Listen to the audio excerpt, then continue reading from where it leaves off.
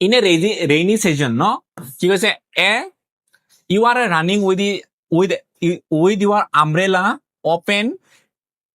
in a place here where the horizontal component of earth magnetic field কিমান দিয়া আছে magnetic field দিয়া আছে আমাৰ আৰ্থৰ কাৰণে magnetic field b ইকুৱেল কিমান দিয়া আছে 0.26 গছ আৰু গছটো টেসলা ললে কিমান হ'ব 0.26 into 10 to the power 4 Tesla okay 1 গছ ইকুৱেল কিমান হয় 10 to the power 4 10 to the power 4 Tesla মই বহাই দিছো if the length of your umbrella মানে l ৰ মান দিয়া আছে l equal how much 80 centimeter তো মিটার ললে কিমান হ'ব l equal 80 into 10 to the power minus 2 meter next কৈছে আৰু আমাৰ সোৱা speed দিয়া আছে speed v is equal how much 120 now 20 kilometer 20 kilometer per hour 20 kilometer per hour মই কি কৰিম মিটাৰ পাৰ সেকেন্ড লম ন তো v equal কিমান হৈ যাব মিটাৰ পাৰ সেকেন্ড ললে v equal মই ইয়াত লিখিছো v equal কিমান হৈ যাব 20 into কিলোমিটাৰত মানে 1000 ইনটু কৰিব লাগিব আৰু আৱাৰত মানে সেকেন্ড ললে কিমান হ'ব 60 into 60 কৰিব লাগিব ন এনে অলৰেডি তোমালোকে পাইছা দুইটা যদি কেনসেল ইয়াৰ 2 এৰে কাটিলে 5 ইয়াৰ 2 এৰে কাটিলে 3 তো কিমান হৈ যাব v equal 20 into 5 ডিভাইডেড কিমান হ'ব 318 ন 18 ওকে এটা হৈ যাব আমাৰ আকৌ ইয়াত কাটিব পাৰা তুমি 2 এৰে কাটিলে কিমান হ'ব 10 2 এৰে কাটিলে কিমান হ'ব 9 তোবাৰ কিমান হ'ব 50 ডিভাইডেড 9 তো v ইকুৱেল কিমান হৈ যাব ওপৰত হ'ব 50 তলত হ'ব আমাৰ 9 মিটাৰ পাৰ সেকেন্ড এইটো হৈ যাব আমাৰ ভেলোসিটি এতিয়া কৈছে আমাৰ emf কিমান হ'ব কৈছে না মোশনাল emf ইকুৱেল কিমান হ'ব আমি জানো উই নোটেড মোশনাল emf কিমান হয় vl এইটো হয় তো v magnetic field কিমান আছে 0.26 into 10 to the power minus 4 এইটো magnetic field l is equal 80 into 10 to the power minus 2 তাৰপিছত আৰু কিমান দি আছে ভেলোসিটি কিমান আছে 50 ডিভাইডেড কিমান 9 ইমানখিনি হয় ন এতিয়া emf ডাইৰেক্ট ইনটু কৰি দিলে হৈ যাব ইয়াৰ এটো সোয়া এটো পয়েন্টটো মই পয়েন্টটো উঠাই দিও পয়েন্ট উঠাই কিমান হ'ব 26 তো দুটা ঘৰ এইফালে পাৱাৰ দুটা প্লাস হৈ যাব ইয়াত কিমান হ'ব পাৱাৰ 6 হৈ যাব দুটা এইটো তো পয়েন্ট দুটা উঠাই দিছো না পাৱাৰ হৈ যাব দুটা প্লাস হৈ যাব ওপৰৰ লগত তাৰপিছত আছে আমাৰ সোয়া ইয়াৰ এটা 0 আছে প্লাস আৰু এটা মাইনাস তো পাৱাৰ হৈ যাব এটা তো 8 into 10 to the power 1 হৈ যাব -1 কাৰণ ইয়াৰ এটা 0 আৰু পাৱাৰ এটা কেনসেল হৈ যাব থাকিব কিমান আছে আমাৰ 50 ওকে 50 ডিভাইডেড 9 এতিয়া সোয়া মই ইয়ালৈ কাটিব পাৰো না মইতো ইয়াত কাটিব নোৱাৰো চাগে যেনেকে কথা কাটি দিব নোৱাৰি কথা নাই তো এতিয়া মই ডাইৰেক্ট ইনটু কৰি দিও ইয়াৰ এতিয়া সোয়া ইয়াৰ লগত মই ইনটু কৰো এই 5 আছে ন ইয়াৰ 5 ৰ এটা 0 এৰ পাৱাৰ কি হ'ব কেনসেল আৰু পাৱাৰ নাথাকে পাৱাৰ 0 হৈ যাব থাকিব কিমান হ'ব 26 ইনটু কিমান থাকিল আমাৰ 8 ইনটু নাম্বাৰ কেইটা মই ইনটু কৰিছো আৰু থাকিব কিমান আমাৰ 5 আৰু এইটো 0 আৰু ইয়াৰ পাৱাৰ কি হ'ব কেনসেল থাকিব কিমান ইনটু 10 to the power -6 আৰু তলত থাকিব আমাৰ 9 তলত থাকিব 9 তো emf ইকুৱেল কিমান হ'ব ইয়াৰ লগত ইনটু কৰিলে কিমান হ'ব 40 26 into 40 ডিভাইডেড কিমান হ'ব 9 into 10 to the power -6 আকৌ ইয়াৰ 0 এটা কেনসেল হৈ যাব ইয়াৰ লগত তো emf কিমান হৈ যাব ইয়াৰ 4 ৰ লগত ইনটু কৰি দিও ইয়াৰ লগত ন 24 24 ৰ 2 কেৰি হৈ যাব ন 8 আৰু 10 104 ইনটু কিমান হৈ যাব ডিভাইডেড 9 হৈ গল আৰু ইয়াৰ পাৱাৰ এটা 0 ইয়াৰ পাৱাৰ কেনসেল এটা 10 to the power কিমান হৈ যাব -5 কিমান হ'ব -5 ভোল্ট এইটো হৈ যাব আমাৰ কাৰ emf হ'ব emf ৰ ভ্যালু ইমান হৈ যাব 109 ডিভাইডেড 10 to the power 5 তোমালোকে ডিভাইড কৰিব নালাগে যদি আনসাৰ ইমান কেনে ফ্ৰেকশন থৈ দিলে হৈ যাব আনসাৰ কোনো প্ৰবলেম নাই হ'ব ইমানখিনি হৈ গল আমাৰ emf তাৰপিছত কৈছে নেক্সট জাস্ট মই এইটো ইনটু কৰিছো তোমালোকে চাবা ইয়াৰ 0 লগত মই এইটো কেনসেল কৰিছো নেক্সট কোৱেশ্চনলৈ যাও মই তাৰপিছত কৈছে ইয়াৰ how many process are there কিমান প্ৰসেসত কথা কৈছে to produce induce emf in or current as mentioned in your textbook কিমান ধৰণৰ প্ৰসেস কৰি আমি কাৰেন্ট প্ৰডিউস কৰিব পাৰো বা emf ইনডিউস কৰিব পাৰো বুলি কৈছিল আমাৰ কিতাপত ফেৰাডেছ কেইটা এক্সপেৰিমেন্ট ফেৰাডেছ কথা কৈছে ন তো 3 ওয়ে আনসার লিখিবা 3 কি হ'ব 3 ওয়ে হ'ব 3 ওয়ে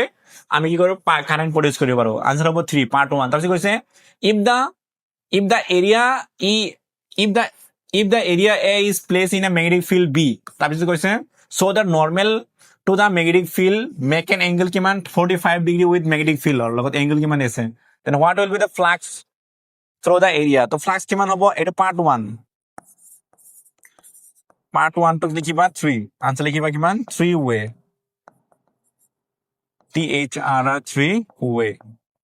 ways no 3 ways আমি কৰিব পাৰো পাৰ্ট 2 তো পাৰ্ট 2 দিয়া আছে আমাৰ কৈছে এরিয়া দিয়া আছে ফ্লাক্স কিমান হয় magnetic field into area cos থিটা এটা ম্যাগনেটিক ফিল্ড এরিয়া এ ফ্লাক্স cos থিটা কিমান দিয়া আছে 45 ডিগ্রি দিয়া আছে সো স্যার 45 ডিগ্রি আছে না area A magnetic field B A দিয়া আছে কোনো প্রবলেম নাই তো ফ্লাক্স বি ইকুয়াল কিমান হ'ব বি এ cos 45 কিমান হয় 1/√2 ওকে তো কিমান হ'ব ফ্লাক্স বি ইকুয়াল কিমান হ'ব বি এ ডিভাইডেড √2 ওয়েভার এইটো হৈ যাব আমাৰ ফ্লাক্সৰ ভ্যালু ওকে ইমানখিনি হ'ব ফ্লাক্স তাৰপিছত এইখিনি বস্তু আৰু নালাগে হ'ব what will flux to this area okay next state Lenz law মই অলৰেডি লিখিলো লেন্স ল মানে কি কৰে ইএমএফ এ কি কৰিব ফ্লাক্সক অপোজ কৰে ইনডিউস ইএমএফ এ ফ্লাক্স অপোজ কৰে হেতু কয় লেন্স ল আৰু তাৰপিছত কৈছে name the other law of nature that obey it আৰু এই লেন্স লটো কি সিগনিফিকেন্স কি আছিল সেইটো কথা কৈছে মানে কোনটো ল অবে কৰে লেন্স ল কি আছিল কনজারভেশন অফ এনার্জি তো এইটো কি লিখিবা এই লিখিবা কনজারভেশন অফ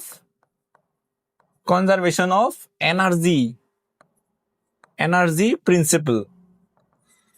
ওকে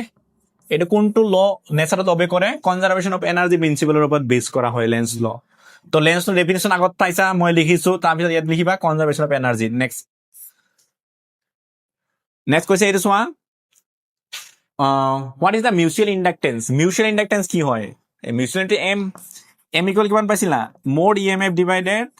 di/dt এইটো হয় মিউচুৱেল ইণ্ডাক্টেন্স তো মিউচুৱেল ইণ্ডাক্টেন্স কি লিখিবা induced EMF in a nearby coil due to unit rate of change of current unit rate এইটো যেতিয়া আমাৰ 1 হৈ যাব তেতিয়া কিমান হ'ব মিউচুৱেল ইণ্ডাক্টেন্স কাৰ সমান হৈ যাব ইএমএফ ৰ সমান হৈ যাব না হেতু কি হ'ব আমাৰ মিউচুৱেল ইণ্ডাক্টেন্স তো মিউচুৱেল ইণ্ডাক্টেন্স কি লিখিবা induced EMF in a nearby coil due to unit rate of change of current is called mutual inductance হৈ গল ডেফিনেশন লিখি লিবা তাৰপিছত কৈছে আমাৰ S1 and S2 are two long coaxial solenoid of radius কিমান দিছে R1 and R2 where R1 is very greater than R2 and S1 S2 have their equal length দুইটাৰ length কিমান L দিয়া আছে তাৰপিছত আছে if N1 N2 be the number of turns per unit length no and I2 be the current flowing through S2 find the expression of a mutual inductance M12 of S1 with respect to S2 mutual inductance ওলাব দুটা কয়েলৰ কাৰণে কোএক্সিয়েল coil suppose এনেকে এটা ডাঙৰ coil লৈছে এনেকে হয় নাই ইয়াৰ মাজত আৰু এটা সৰু কয়েল লৈছে এনেকে এইটো হয় সৰু আমাৰ এইটো হ'ব এই ওপৰটো আমাৰ S2 তলৰটো S1 ওকে কৈছে এতিয়া কৈছে মিউচুৱেল ইণ্ডাক্টেন্স S1 ৰ কাৰণে কিমান হ'ব কৈছে উইথ ৰেসপেক্ট টু S2 আৰু ইয়াৰ মাজে কাৰেন্ট কিমান গৈ আছে I2 গৈ আছে কৈছে S2 ৰ মাজে কিমান কাৰেন্ট গৈ আছে সোয়া S2 ৰ মাজে কারেন্ট গৈ আছে এইটো সোয়া I2 is the current flowing through S2 ৰ মাজে কাৰেন্ট I2 গৈছে এতিয়া ইয়াৰ মাজে কাৰেন্ট গলে ইয়াত কি হৈ যাব মিউচুৱেল ইণ্ডাক্টেন্স তো এইটোই না দুইটা কয়েল লৈছা এইটো এটা কয়েল 1 নাম্বার এইটো এটা কয়েল 2 নাম্বার যদি ইয়াৰ মাজে কারেন্ট যায় কি হ'ব এইটোত কি হৈ যাব ইএমএফ হৈ যাব এইটোৰ মাজে কারেন্ট গলে ইয়াত কি হৈ যাব ইএমএফ বা ফ্লাক্স চেঞ্জ হ'ব তাত হেনেকে এইটোত কারেন্ট গলে ইয়াত কি হ'ব ফ্লাক্স হ'ব 1 নাম্বাৰত হেইটো কথা কৈছে আমাৰ তো কি কৰিবা ফ্লাক্সৰ এক্সপ্ৰেশন ওলাব কৈছে হ'ব তেতে লিখিবা তো সলিউশনত লিখিবা এতিয়া the flux link with S1 due to current I2 flowing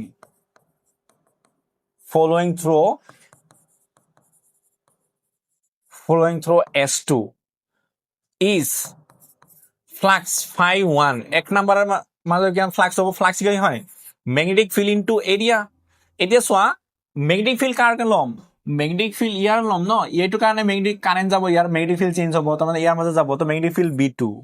হ'ব এৰিয়া 1 নম্বৰৰ এৰিয়া, তো ফ্লাক্স φ1 কিমান হ'ব মেগনেটিক ফিল্ড। তো ইয়াৰ কাৰণে মেগনেটিক ফিল্ড কিমান হয়, এটা এইটো কি সলেনয়েড না,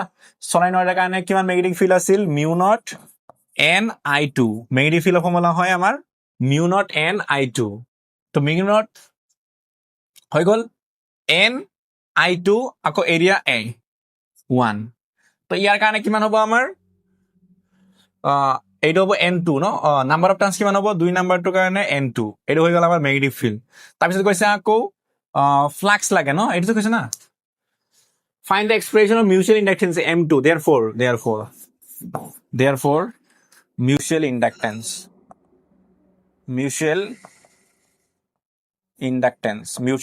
মানে কিমান হয় M12 কিমান হ'ব, মিউচুৱেল ইণ্ডাকটেন্স ফৰ্মুলা কিমান হয় M12 ইকুৱেল কিমান হয়, আমি জানো ফ্লাক্স ফাই ইকুৱেল কিমান হয় M12 ইনটু কাৰেন্ট, হয় নাই, কাৰেন্ট 2 হ'ব।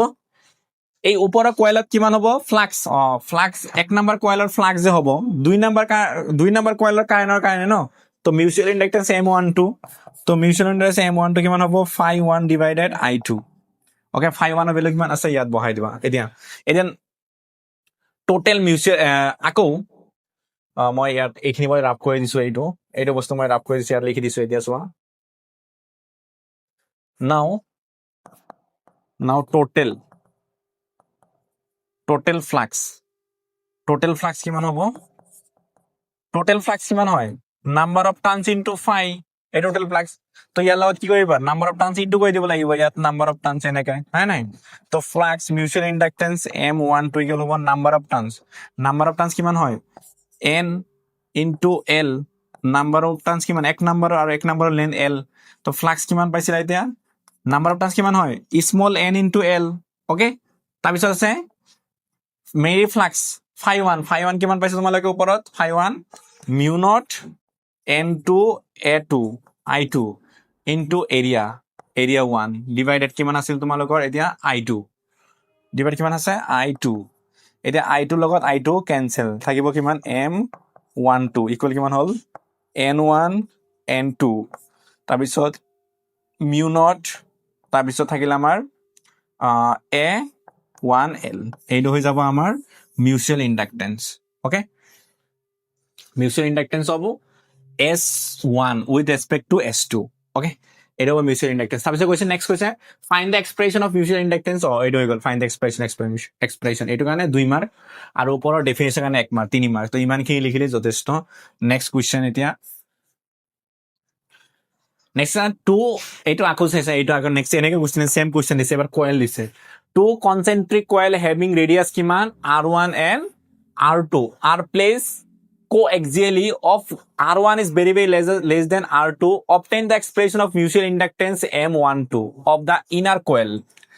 with respect to the outer coil, define self inductance, এবাৰ L define কৰিব কৈছে, mutual inductance এনেকা self inductance এনেকাই সেম। তো সলিউশন এইটো চোৱা, এটা প্ৰথমত কি কৈছে, প্ৰথমত টু কোএক্সিয়েল কয়েল ন, প্ৰথমত মই এটা লৈছো কয়েল ডাঙৰ আৰু এটা সেন্টাৰ, দুইটা কি হ'ব সমান, এইটো এটা কয়েল লৈছো, চাব ইয়াত নাম্বাৰ অফ টাৰ্ণছ আছে capital N1, total number of turns আছে N2, ইয়াৰ ৰেডিয়াছটো ওপৰটো ৰেডিয়াছ কিমান R2 আৰু তলৰ এইটো ৰেডিয়াছ কিমান R1, এইটো সেন্টাৰ। তাৰপিছত কৈছে আমাৰ obtain the expression of mutual inductance of M1 মানে এইটো কাৰণে মিউচুৱেল ইণ্ডাকটেন্স ল'ব কৈছে of inner coil with respect to outer coil. আগতে নিচিনাকে সাপোজ মই ধৰি লৈছো আউটাৰ যিটো কয়েল আছে, এইটো কয়েল, এইটোৰ মাজে কিমান কাৰেণ্ট গৈ আছে I2, এইটোৰ মাজে কাৰেণ্ট গ'লে ইয়াত কি হ'ব আমাৰ মিউচুৱেল ইণ্ডাকটেন্স, ইয়াৰ কাৰেণ্ট গ'লে ইয়াত কি হ'ব ফ্লাক্স চেঞ্জ হ'ব, সেইটো ফ্লাক্স ওলাব লাগিব ন, তো আগৰ নিচিনাকে সেম বস্তু ইয়াৰ আগৌ, তো কি কৰিবা এতিয়া আমাৰ ইয়াৰ ৰেডিয়াছ কিমান লৈছো আৰু ন, লেট নালাগে, the flux link with coil of radius R1, small one R1 and total numbers of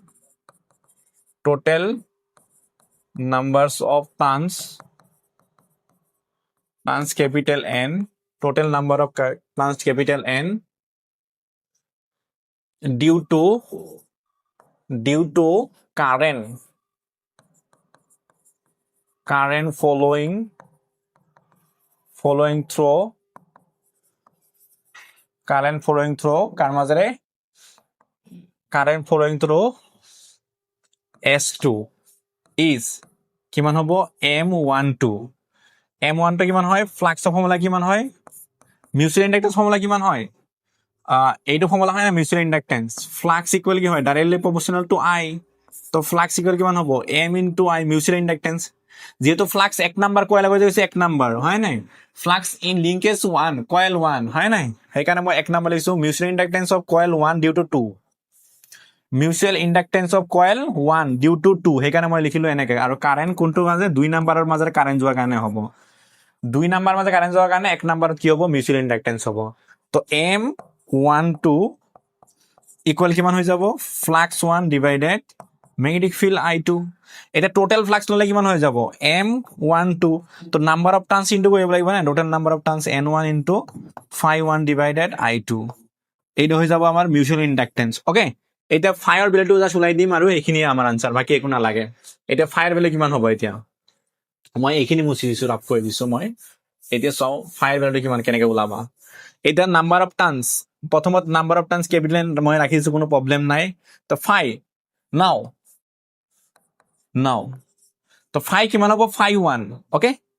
flux phi1 মানে কি ফ্লাক্স এই এক নাম্বাৰ কয়েলত কিমান ফ্লাক্স হ'ব এক নাম্বাৰটোৰ এক নাম্বাৰ ফ্লাক্স কেতিয়া হ'ব যেতিয়া দুই নাম্বাৰৰ কাৰণে ম্যাগনেটিক ফিল্ড হ'ব না এই দুই নাম্বাৰৰ যেটো ম্যাগনেটিক ফিল্ড B2 হ'ব ইয়াত দিব ফ্লাক্স তো B2 ইনটু এৰিয়া হ'ব এক নাম্বাৰৰ এৰিয়া ফ্লাক্স এক নাম্বাৰ মাজেৰে যাব লিংক হ'ব সেইকাৰণে এৰিয়া এক নাম্বাৰ লৈছো তো phi1 ম্যাগনেটিক ফিল্ড তো ম্যাগনেটিক ফিল্ডৰ ইয়াৰ ম্যাগনেটিক ফিল্ড কিমান লৈছো মই B1 এ লৈছো তাপোজ ম্যাগনেটিক ফিল্ড এটা কি আছে এইটো কি এটা ম্যাগনেটিক ফিল্ড ন এটা কি হয় এটা কয়েলৰ এইটো সেন্টাৰত ম্যাগনেটিক ফিল্ড কিমান হয় কয়েলৰ কাৰণে সেন্টাৰত ম্যাগনেটিক ফিল্ড কিমান আছিল এটা তোমালোকে নিজেও জানা এটা কয়েল লৈছে কারেন্ট কেৰিং লুপৰ সেন্টাৰত ম্যাগনেটিক ফিল্ড কয় B equal mu naught B equal কি আছিল mu naught I divided 2IR সেন্টাৰত ম্যাগনেটিক ফিল্ড ন বাইট সাইকেলৰ পৰা তোমালোকে পাইছিলা আৰু নাম্বাৰ অফ টাৰ্নস থাকিলে ওপৰত নাম্বাৰ অফ টাৰ্নস ইনটু কৰিব লাগে এইটোৱে আছিল আমাৰ ম্যাগনেটিক ফিল্ড তো ইয়াৰ কাৰণে ম্যাগনেটিক ফিল্ড কিমান হ'ব গোটেইটো কাৰণে নাম্বাৰ অফ টাৰ্নস N2 ক্যাপিটেলৰ number of turns N2 into mu naught তাৰপিছত I2 ইয়াৰ মাজে কাৰেন্ট কিমান গৈ আছে I2 গৈ আছে ডিভাইডেড 2 ইনটু R কিমান ডাঙৰটো ৰেডিয়াস কিমান R2 ইনটু এৰিয়া এই সৰুটোৰ এৰিয়া কিমান হয় পাই R স্কয়াৰ পাই স্মল r1 স্কয়াৰ ওকে তো কিমান হ'ব ফ্লাক্স ইকুৱেল কিমান হ'ব N1 মিউ নট I2 পাই r1 স্কয়ার ডিভাইডেড কিমান হৈ গ'ল এইটো 2r2 এইটো হৈ গ'ল আমাৰ phi1 ৰ ভ্যালু এতিয়া phi1 ৰ ভ্যালু মই ইয়াত বহাই দিম therefore M12 ওপৰত কিমান আছে N1 মানে সৰি ইয়াত N2 না ইয়াত N2 আছে না N2 থাকিল আমাৰ প্ৰথমত N1 তাৰপিছত থাকিল phi1 মানে কিমান phi1 মানে N2 তাৰপিছত মিউ নট I2 পাই r1 স্কয়াৰ ডিভাইডেড তলা থাকিল আমাৰ 2r2 এইটো হৈ যাব মিউচুৱেল ইণ্ডাক্টেন্স M12 মই এইটো এনেকৈ লিখিব পাৰো N1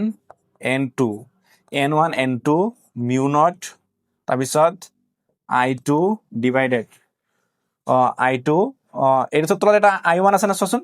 এইটো বস্তু মই এটা বস্তু মিস হৈ গ'ল ন ঠিক আছে M ইকুৱেল কিমান হয় N1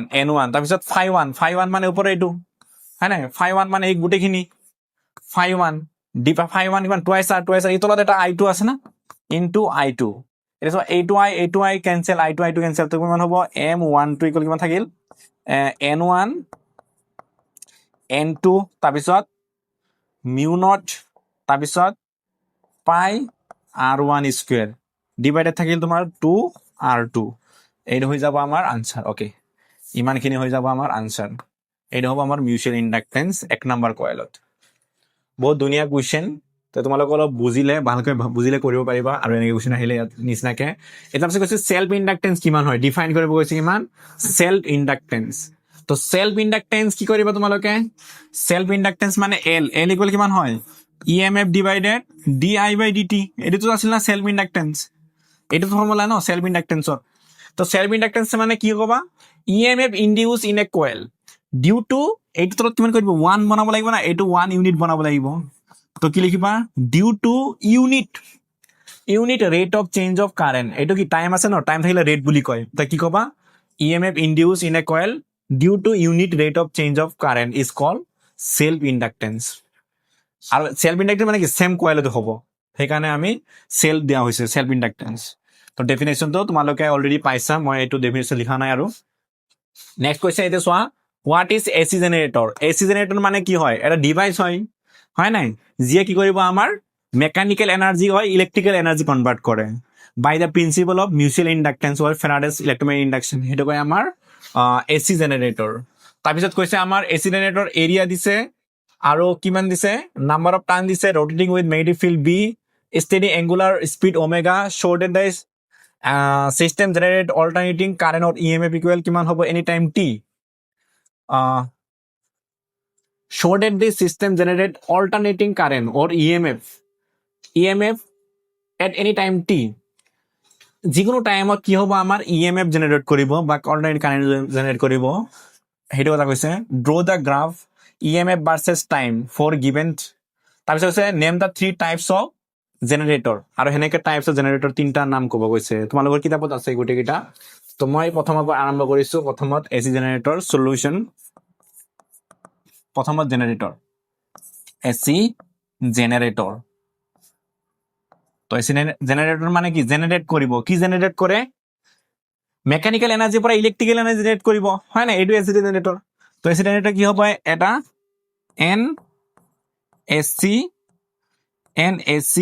generator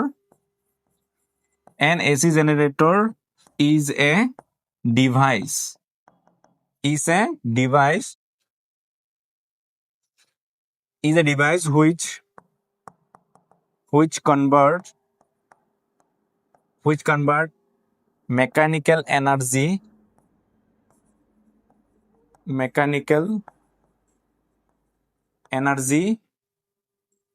into electrical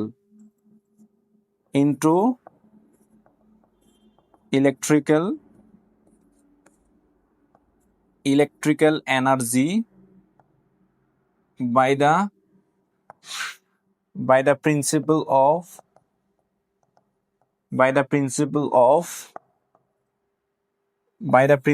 of Faraday's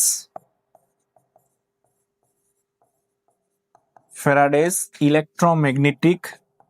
induction হ'ব এটা ডিভাইস হয় যিয়ে mechanical energy electrical energy convert কৰিব by the principle of electromagnetic induction তাৰপিছত কৈছে নেক্সট আছে যে ম্যাগনেটিক ফিল্ড আৰু এৰিয়া থাকিলে এটা ইএমএফ কি জড়িত কৰিব আমাৰ কৈছে এতিয়া কাৰেন্ট তাৰপিছত নেক্সট কৈছে ডিৰাইভ কৰিব কৈছে ন শো কৰিব কৈছে শৰ্টেড যে কাৰেন্ট লগত কি হ'ব টাইমৰ লগত ইএমএফ বা কাৰেন্ট চেঞ্জ হৈ থাকে বুলি কৈছে নাও পাৰ্ট 2 কি কৈছে এতিয়া we noted the magnetic EMF equal কিমান হয় minus d phi by dt Faraday's law পৰা হয় নাই তো EMF equal কিমান হৈ যাব minus d phi by dt আৰু phi magnetic flux কিমান হ'ব magnetic field into area হয় নাই তাৰপিছত কিমান হ'ব cos theta equal কিমান হ'ব এতিয়া since কৈছে যে cos theta ওকে ইমানখিনি এটা EMF equal minus d by dt equal BA এতিয়া cos theta মানে কৈছে আকৌ এই বস্তু কেনেকে মুভ কৰি আছে এংগুলাৰ স্পীড ওমেগা তো তোমালোকে জানা ওমেগা ইকুৱেল কিমান হয় d theta by dt theta by t তেতিয়া তোমাৰ theta ইকুৱেল কিমান হৈ যাব ওমেগা ইনটু t এনেকে লিখিব পাৰিম না নাই তো ইয়াৰ ঠাইত মই theta ঠাইত বহাই দিলে cos তো ওমেগা t এনেকে বহাই দিব পাৰিম নাই theta ঠাইত কি বহাই দিব পাৰা omega into t angular speed এটা তোমাৰ কিমান হৈ যাব এতিয়া এই VA টো মই বাহিৰত লৈ লৈছো VA থাকিব কিমান cos d by dt omega t এনেকে আৰু cos ক ডিফাৰেন্সিয়েট কৰিলে কিমান হয় আনসাৰ sin তো BA মাইনাছ চাইন এটা আহিব কছক ডিফাৰেঞ্চিয়েট কৰিলে minus sign omega T into যিহেতু মই ইয়াত টাইমৰ ৰেচপেক্ট কৰিছো ইয়াত ওমেগা এটা আছে না তো ওমেগা এটা কি কৰিব লাগে ইনটু কৰিব লাগে এক্সট্ৰাকে এই ওমেগা যি থাকিব সেইটো ইনটু কৰিব লাগে এক্সট্ৰা তো কিমান হৈ যাব omega E M F equal কিমান হৈ গ'ল আমাৰ ই এম এফ এইটো মাইনাছ প্লাছ হৈ যাব তো বি এ ওমেগা তাৰপিছত B A omega sine omega t ন এইটো হৈ যাব আমাৰ মোচনেল ই এম এফ তাৰপিছত নেক্সট কৈছে এতিয়া চোৱা আকৌ ইয়াৰ যোন নাম্বাৰ অফ টাৰ্ণছ থাকে তো নাম্বাৰ অফ টাৰ্ণছ ইনটু কৰি দিবা কোনো কথা নাই এতিয়া চোৱাচোন এইটো ই এম এফ চোৱা এইটো ই এম এফ কি হয় কাৰ লগত বেৰি কৰি আছে টাইমৰ লগত বেৰি কৰি আছে নে নাই এইটো চোৱাচোন যে টাইমৰ লগত ই এম এফ চেঞ্জ হৈ থাকিব নে নাই তো মই এইটো কথা কৈছে যে শ' ডেট টাইমৰ লগত কি হ'ব alternating current is any time কি হ'ব টাইমৰ লগত কি হ'ব চেঞ্জ হ'ব তাৰপিছত কৈছে নেক্সট চাওঁ এতিয়া কি কৈছে ড্ৰ এ গ্ৰাফ টাইম ভাৰ্চেছ কি কৰা আছে গ্ৰাফ গৈ এতিয়া চোৱাচোন ই এম এফৰ গ্ৰাফটো কেনেকৈ হ'ল ই এম এফ গ্ৰাফৰ লগত কি আছে চাইন থিতা আহি আছে নে নাই তো কি লিখিবা এতিয়া তোমালোকে চাইন থিতা আহিলে কি কৰিবা তোমালোকে চাইন থিতাৰ গ্ৰাফ আঁকিবা ন তো কিমান আহি গ'ল মই এই বস্তু এনেকৈ লিখিব পাৰিম নে নাই এইটো ই এম এফটো এতিয়া মই এই বস্তু লিখিম ই ইকুৱেল ই নট এইখিনি গোটেইখিনি নট লিখি দিলোঁ মই কিমান হ'ব চাইন ওমেগা টি অ'কে তো মই এই বস্তু গ্ৰাফ আঁকি দিম চাইনৰ গ্ৰাফ তো চাইনৰ গ্ৰাফ এইফালে মই টাইম লৈছোঁ টি চাইনৰ গ্ৰাফ কেনেকুৱা হয় চাইন অৰিজিনৰ পৰা আৰম্ভ হয় এনেকে কথা কৈছে আৰু ইয়াত মেক্সিমাম এইটো কি হ'ব মেক্সিমাম কিমান হ'ব ই এম এফ নট আৰু মিনিমাম ইয়াত minus E M F naught এইফালে হৈ যাব আমাৰ টি টাইম কিমান ইয়াত টি বাই টু এইটো হ'ব আমাৰ টি ইয়াত হ'ব 3t/2 এইটো হৈ যাব আমাৰ টি ভেলু অ'কে এইটো হৈ যাব আমাৰ গ্ৰাফ তাৰপিছত কৈছে name the 3 types of charge generator কেনেকুৱা টাইপৰ জেনেৰেটৰ আছে তোমালোকৰ সেই জেনেৰেটৰ টাইপ বিলাক লিখিব কৈছে এতিয়া টাইপ কি হয় তোমালোকৰ কি টাইপছত ইয়াত নাম্বাৰ অফ এন ইনটু কৰি দিব পাৰা নাম্বাৰ অফ টাৰ্ণছ এন হ'ব সেই তোমালোকৰ নাম্বাৰ অফ টাৰ্ণছ এন থাকিলে এন ইনটু কৰি দিবা কোনো প্ৰব্লেম নাই নেক্সট এতিয়া চোৱা ইয়াত জেনেৰেটৰ টাইপ কৈছে এক নাম্বাৰ তোমালোকে কিতাপত পাবা এটা এক নম্বৰ আছে তিনিটা টাইপৰ জেনেৰেটৰ তোমালোকৰ কিতাপত মেনশ্যন আছে এক নম্বৰ আছে হাইড্ৰ ইলেক্ট্ৰিক জেনেৰেটৰ এক নম্বৰ হাইড্ৰ ইলেক্ট্ৰিক জেনেৰেটৰ দুই নাম্বাৰ পাইছে তোমালোকে থাৰ্মেল পাৱাৰ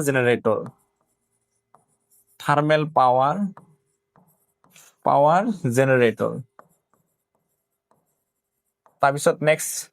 3 নাম্বাৰ তোমালোকে পাইছিলা নিউক্লিয়াৰ পাৱাৰ জেনেৰেটৰ